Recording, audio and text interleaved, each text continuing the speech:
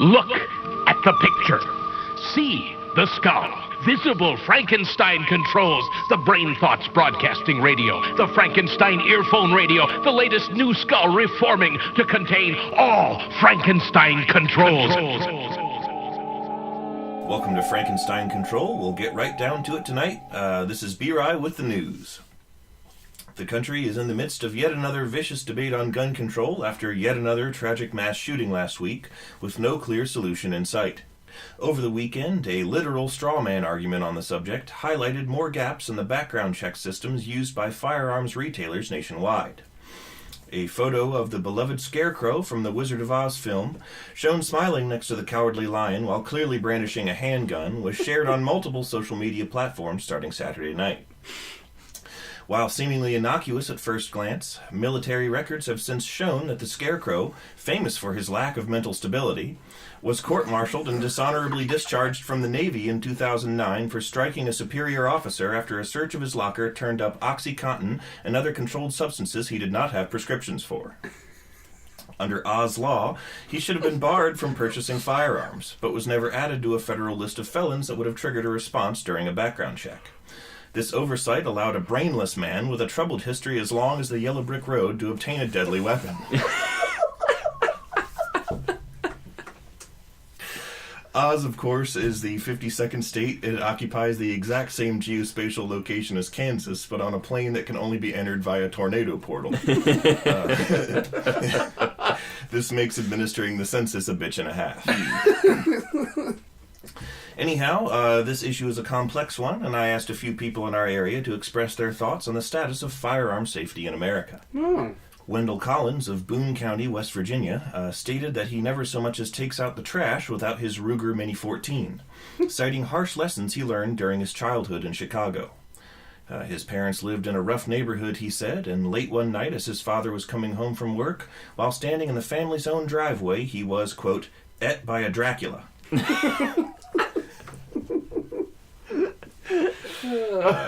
On to world news now.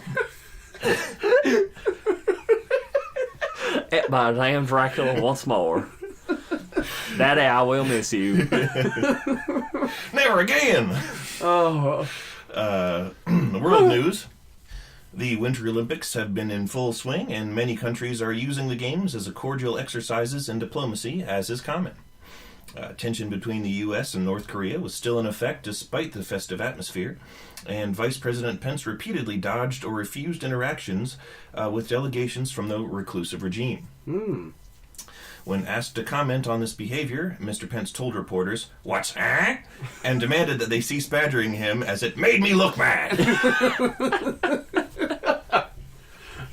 What were his comments about the lack of a White House dog? Ooga booga booga! He put on a mask that some people found very culturally insensitive. The monster people of, I don't know, New Guinea or something. Of Transylvania. Yeah, of Transylvania.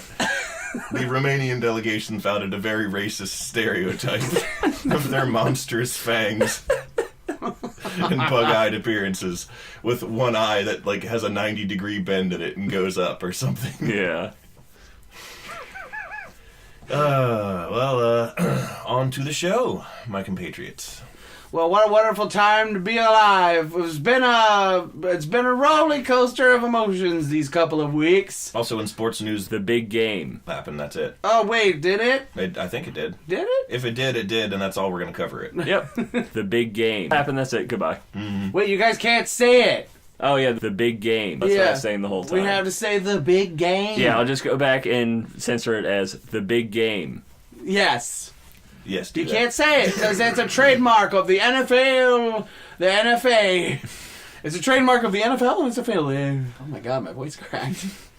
It's a trademark of puberty. And they'll kick your door in and beat you with a football bat if you mention their protected words in any capacity. Mm-hmm, it's true. They have British guys come in and beat you up with a cricket bat for some reason. Oh, we don't even play this sport. We call this gridiron, mate. Bam! Well, because there's no such thing as a football bat. There's not? Now, the more you know. Hey, guys, I'm Taylor Russell, local sports expert. There ain't no such thing. We're a football bat.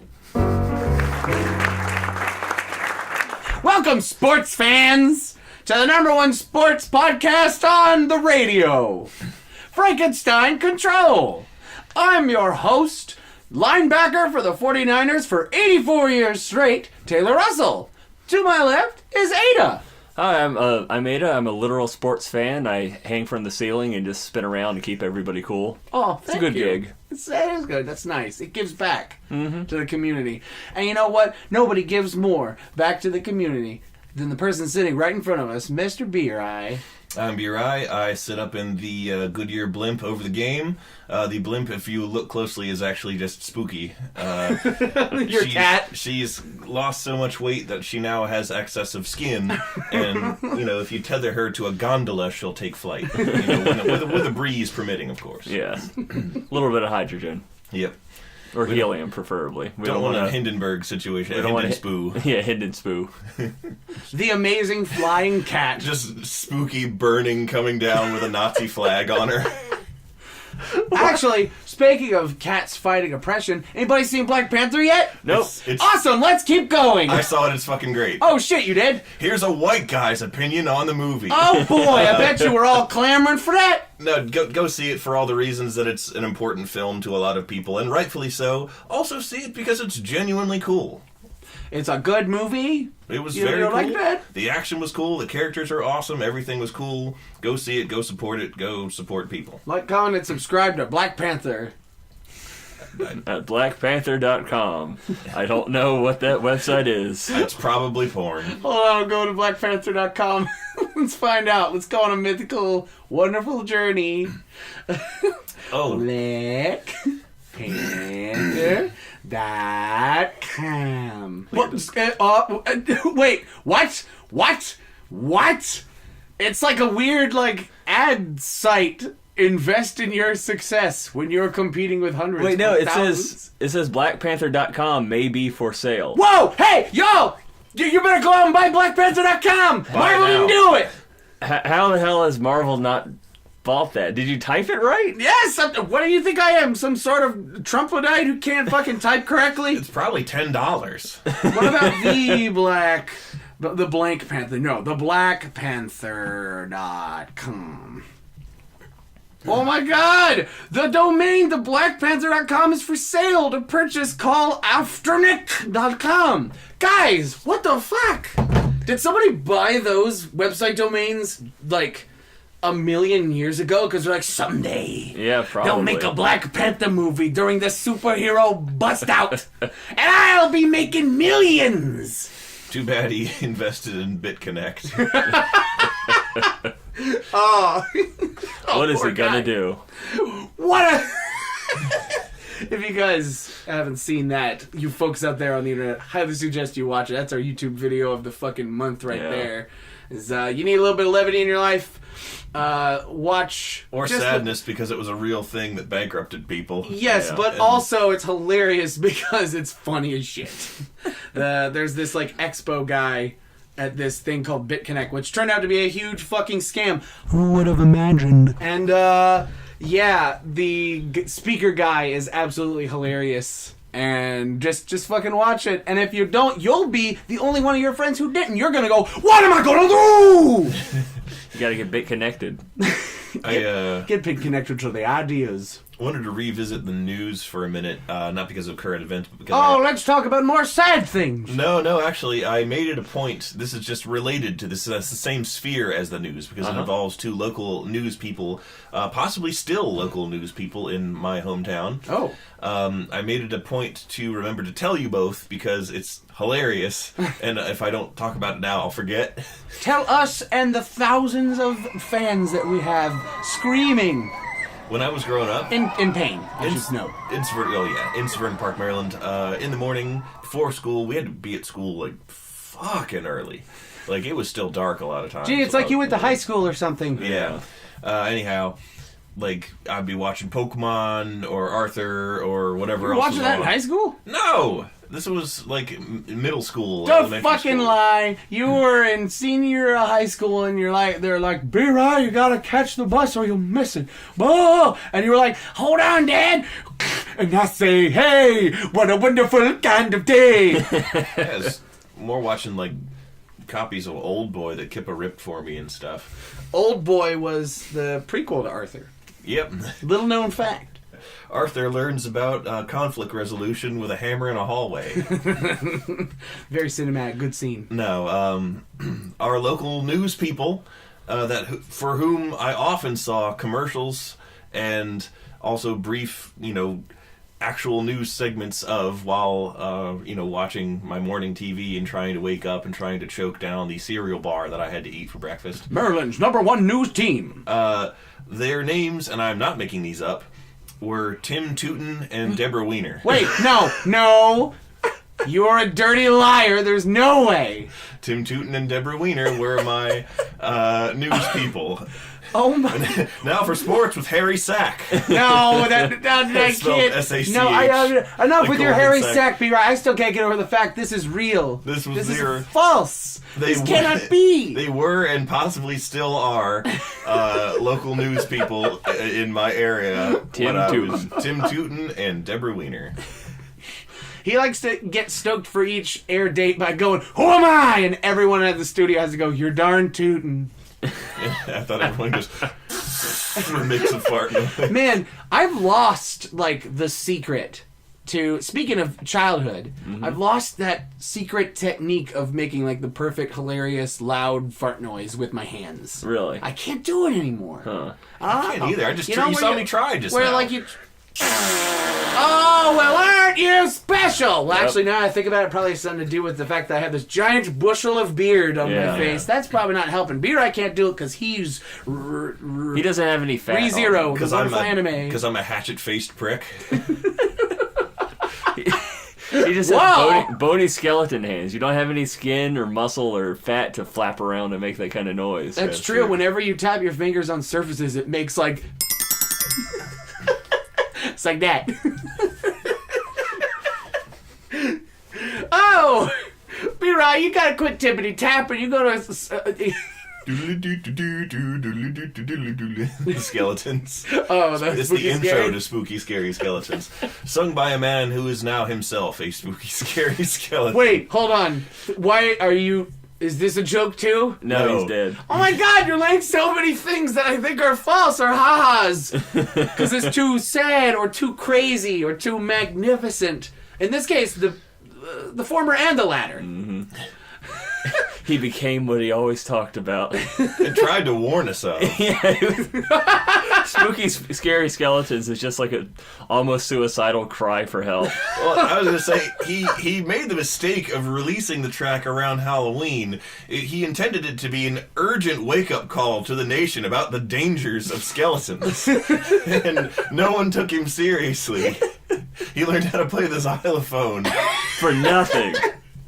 No one Here he needed has his call to action. He's gone and made this classic Halloween tale. He wanted to educate us. He wanted to protect America from the skeleton menace. Namely you, B-Rye. Yes. And he was murdered by skeletons for this heinous act in a drive-by shooting. My god.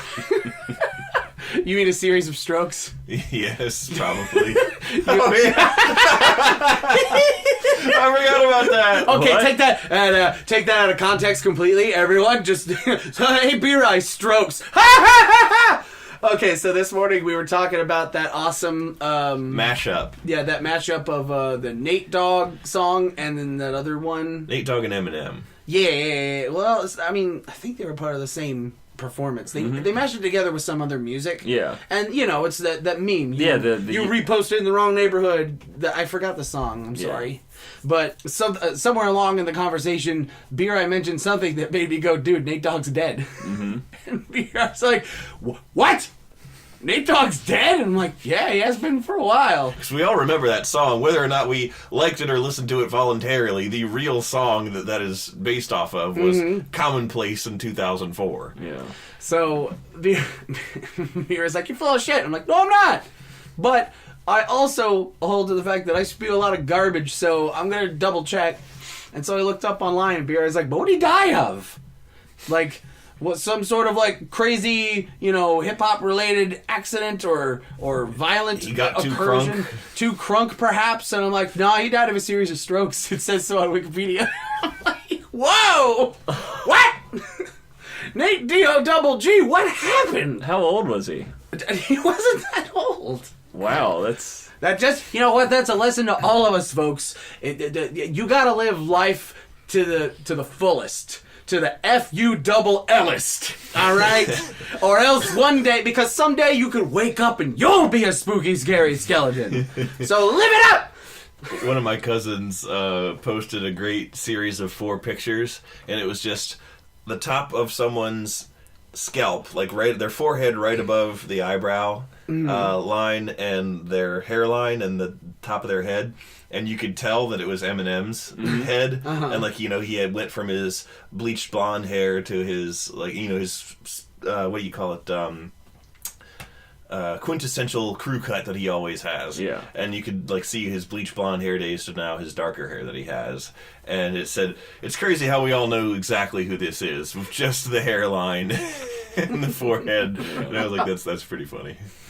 Have people been making Photoshops of it? I don't know. Like, I hope so. One can only hope. They Photoshop like the top of the head, but then on like a crying Brendan Fraser. That'd be great. Or just the last one is just a bald skull. Just bleached white. This is becoming a theme. This is our spooky, scary episode. Yep. We always have spooky, scary episodes. One of the memes that I always laugh at a lot, but I don't really understand why it happened. I think it's called something like, you know, I had to do it to him. And it's this guy, like, standing on a street, or not in the street, standing on a sidewalk. And he's like wearing a polo shirt and like cargo shorts and like loafers, and kind of has his hands together and is smiling, and he just looks like this preppy douchebag guy. And for some reason, people just love to Photoshop him into things or out of things and put something in his place. And they're always really funny, but I don't understand it. Like, why did people start doing this? And who is he? Yeah, really. You know, you could just go to Know Your Meme and find out, but like half the humor is the mystique of it. Even that, like, I have a similar befuddlement with the whole Ugandan Knuckles thing. Oh man, Because like fucking topical, y'all. Fucking, we know the way. Yeah. Here weeks later. Yeah, it's dank memes, meme central. You people come to Frankenstein Control for the most updated dankery. But Dank memes for cool teens. From 30-something weirdos. yeah, but like the Knuckles himself is based off of a drawing from some YouTuber that like used it in a video review of Sonic Adventure 2 or something, and someone made a 3D model of it, and then they put it into VR chat. But then where the fuck does the Ugandan stuff and you do not know the way? Where does all that fit in? It doesn't make any sense. What? Whoa! Hey, don't you put that even on me, Ricky You Bobby. explained it to me. I explained what I understood of it, which was just a bunch of people, like one person just started doing it, and then a bunch of people just started going along with it as other Knuckles, and eventually you got a bunch of idiots clicking offensively in a room. Like the All Gods is Must this- Be Crazy talk. What? The clicking language, the clicking African language from the Gods Must Be Crazy. That's a real language. Oh, I know it's a real language. But Well, yeah, I mean, that's like, what they're. I was just It's trying not like to entirely. provide. Whoa! Let's clarify for a second. It's not a language entirely of clicks. Let's just put that on the table. It is a very That's part of complex linguistic system that though I majored in sociology, I was not an ethnographer, nor was I a student of linguistics. An ethnographer is someone who takes pictures of ethnic people. I thought they eat ethnic food. Oh no, that's an ethnic gourmand. We are aware. The point is, we're aware that it's not a language that people should just use to provide flavor to a I don't know. It's exotic because they're clicking. And you know. I don't think obviously I don't think that was the intent. It's just goofy. Yeah, It's like stupid. It's stupid. Like it's absurd. It's internet people being racist. That's Yeah. typical. And like, I guess what I'm trying to say is like, yes, I know it's a bunch of idiots being racist or whatever. However, there is a certain bent hilarity in a vacuum of the act of a bunch of these chubby weird Knuckleses spinning around because they aren't animated properly. Yeah. Just all a group like a whole room of people doing that clicking sound. It's absurd to see, and viewed out of context, it's really funny. That is hysterical. Yeah, see, like, and that was my first exposure to it, was that. Yeah. Like, none of this Dewey shit, that all fell afterwards. But I just saw that, and I thought it was funny. And then the longer I looked inside the abyss, the longer it looked back at me, and I said, oh, this is kind of exploitative. I don't think I should get involved with it, but I'll always cherish that memory when I was so ignorant. Mm-hmm. Did anyone else's dads make them watch The Gods Must Be Crazy? Nope. No. Do you even know what that is? I know remember it's a it like movie. it was yesterday. I was at church, and it was every movie I ever saw in church was the God Must Be Crazy. And then I found out it was called the Old Testament. It just occurred to me that I remember literally nothing about The Gods Must Be Crazy, other than it's like a British guy, I think he was British, who like gets lost in Africa through his own foibles. It's more about making him look like an ass than it is like the local people, the Africans who watch him just fuck up constantly, are, you know, clearly more competent at surviving out there than he is, and he just like wrecks shit and drives around his... I liked it because he drove like a cool old Land Rover truck, which I just thought was cool when I was a kid, because I am a child and that is a truck. And this checks all my boxes right here. I want a t-shirt of that. I'm a child and that is a truck. This checks all my boxes right there. That's a big requirement taken care of. I imagine just little toddler B-Rye sitting there in your pull-ups in a t-shirt, and in your own adult voice, you just point at a truck. That I am a child, and that's a truck. Yep. I like that. I do. That explains why I like McLeach so much. Oh, fuck yeah. Dude. In Rescuers Down Under, dude had a fucking sick rig, dog. He had a half track is what he had. That Shit was awesome. He used it for having Razorback in his trucks. Joanna, you know there was a Razorback in my truck. Did you? There was a Razorback in my truck. Wow. Eagle 6. That's it. You know, the fun part about Rescuers Down Under is that Joanna was voiced by Andy Serkis. Really? No. Motion captured But too. you believed me. Motion captured too. Now that I would believe, even in a 2D anime. Mm-hmm. He was motion captured and they put it in Go Animate. I watched The Rescuers Down Under so much, and it was like my first exposure to the franchise, The Rescuers, that I really like didn't pay attention to the fact that there was a Rescuers 1. Oh yeah, And me too. Likewise. I always saw The Rescuers, the first part, as like the inferior movie, the B team, and I was like, I don't want to watch that shit. Show me Rescuers Down Under, dog. I'm not interested to see some little girl drown in a cave. I want to watch McLeach have a silly skit with eggs and a lizard. Mm-hmm. I was like that with Fievel Goes West. Oh, yeah. I didn't know that was the second movie. Neither did I. I didn't know there was a... What's the original one called? American Tail. Fievel and American Tail? No, it's just American Tail. Oh, it's just an American Tail. I mean, they might have changed it later to make it more brand friendly or some shit. Yeah. Like, Fievel American Man. Who can forget 503? Fievel Goes to Hell. I had the similar experience with that as well. Like Fievel Goes West, we had on VHS. Still one of my favorite movies. Like, as an animator, it's hilarious and super cool and like it's super good. Everything is constantly moving in this bizarre ass way and the Don Bluth way. Yeah. Except Don Bluth, I don't think was involved in Rescuers Down in Fievel Goes West. I think it was mostly a Steven Spielberg production. Really? Yeah. So like they did a sequel without him? Mm-hmm. Yeah. I mean, it's not... I mean, shit, it's happening to Del Toro and Pacific Rim. I'm still going to see that movie. Ballistic Gel Torso. I didn't see the original American Tail till fucking middle school. I don't think I've ever seen it. Where we got to, like, the great age of immigration in American history, you know, the Ellis Island era. Yeah. And so teachers like, I don't feel like teaching today. Here's a semi-relevant movie. Watch there's tenements and shit in it, I guess. Boss tweets. Have fun. There's a boss tweed mouse. He goes around and there's a pigeon and he says, Bonjour, monsieur. It's neat. You'll learn a lot. I promise. Wink, wink. And he fell down the stairs. He fell down the stairs that were in your classroom. Yep.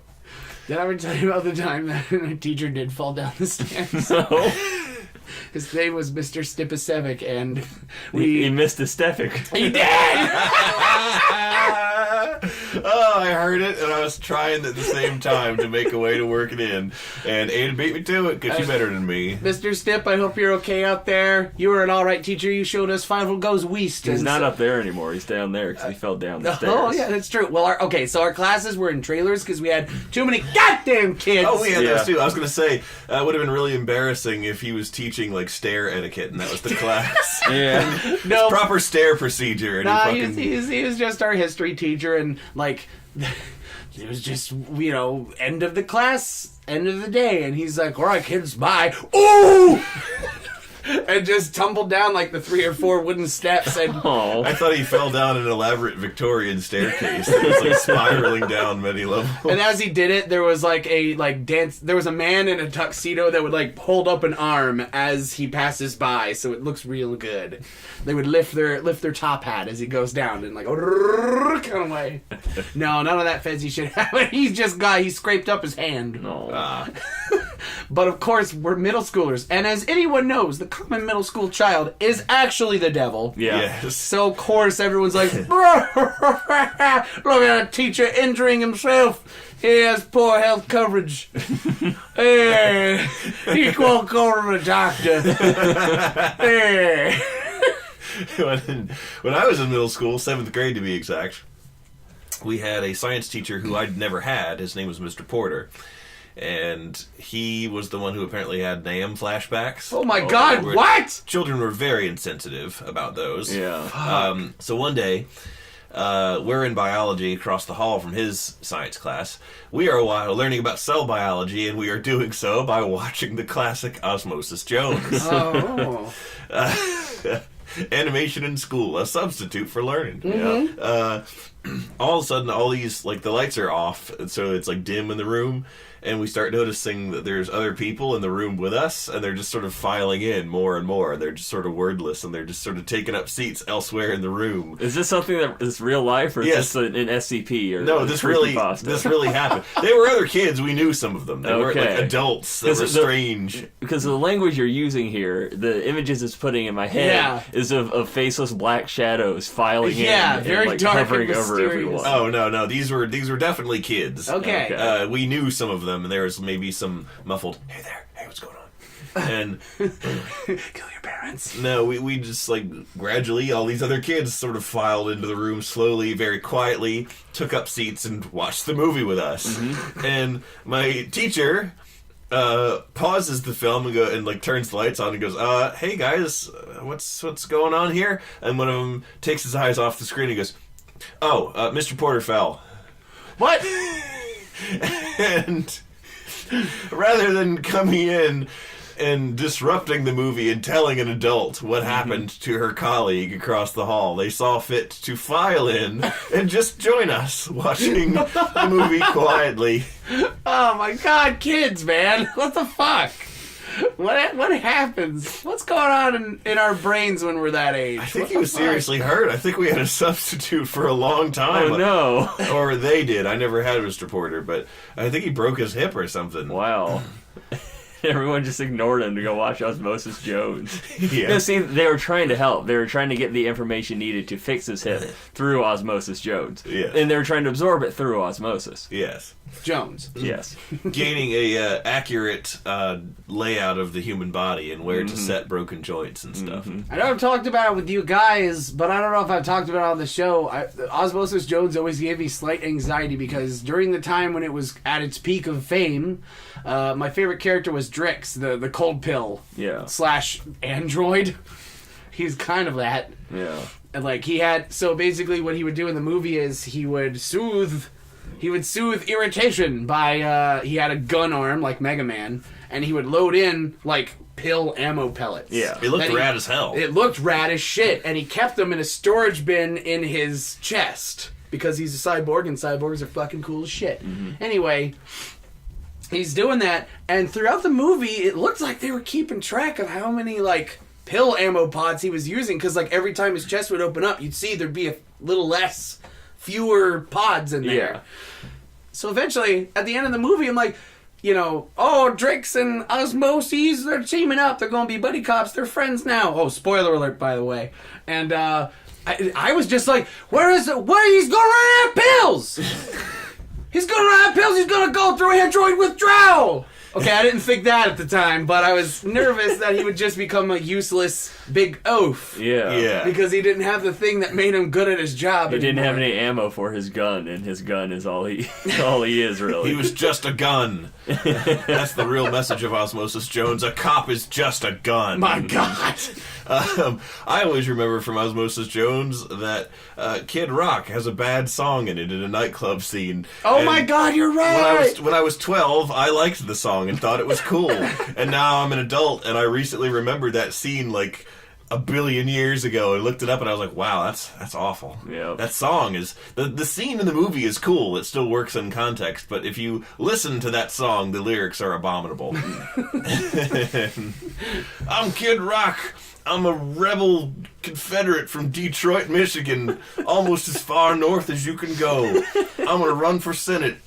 I'm Kid Rock. I'm gonna raise hell. The mitochondria is the powerhouse of the cell. Well, Now, honestly, any of that stuff is impressive considering he is a kid. Yeah, He's a child. He's not going to be able to do all this stuff too well. Yeah, You he's gotta only give him some 11. slack, yeah. Child Stone. He's been 11 since we were 11. Child Stone. I'm sorry, you should have said, my name is Kid Rock. Because he has that song where he says that. My name is Kid Chameleon. There's a game on the Sega Genesis. Play it at home. Play our copy of our home game. And also play Croc, Legend of the Gobos on the PS1. One of the few true video games. Because everyone in it's a funny little guy. I remember the bad guy in that being kind of weird, and now looking like a Felix Cosgrave creature in retrospect. What about Cosgrove? Hey, Freakazoid, you want to go get a milkshake? Is it Asner dead? No. Okay, good. Hey, man, I found out too many people are dead today. He's old, but he's not dead. Of course, he'll die now that we've said it. No! Oh, God, I hope not. I knocked it over some foam. What do I got to do with our sound? I don't know what's wrong with my voice, by the way. I'm not sure what I did in particular that made me fuck shit up. You screamed yourself out like a dog that barked itself out. No! I'm trying to restore this foam. It's not working out. But you know what is working out? This podcast. As in, we're all going to go and get buff, you guys. Yep. Gotta get ripped. We're going to get so diesel. We're going to read the Swoley Bible. But until then, tune in next time to our buffest podcast on the radio. I'm especially going to work on my throat clearing muscles. Now even you know I am a menace. I hand you the secrets to save the entire human race and the entire universe.